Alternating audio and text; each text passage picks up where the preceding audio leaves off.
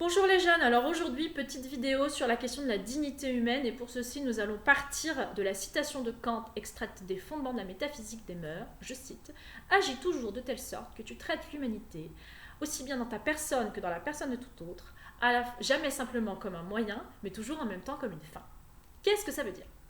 C'est très simple. Ceci est un stylo, c'est un objet, c'est un moyen, c'est un outil, c'est un moyen qui me permet d'accéder à un but, à une fin, à savoir écrire. Autrement dit, sa valeur réside dans l'action qu'il permet d'accomplir. Sa valeur est extrinsèque, elle est externe à lui. Et si jamais le stylo ne me permet plus d'écrire, eh bien il perd toute valeur, et donc je suis tout à fait légitime à le jeter sans scrupule. En ce qui concerne une personne, un sujet, c'est totalement différent. Une personne ou un sujet n'est pas simplement un moyen qui permettrait d'accéder à un but.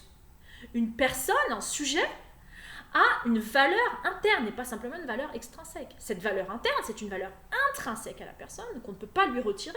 Et c'est ce qu'on appelle une dignité. Et cette dignité n'est pas quantifiable, on ne peut pas lui donner un chiffre, on ne peut pas lui donner un prix, elle est infinie.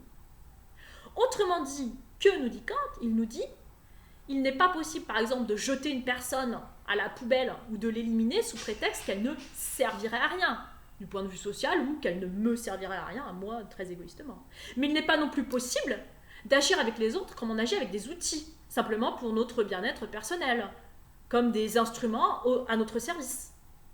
Ça, tout ceci, c'est porter atteinte à la dignité de la personne.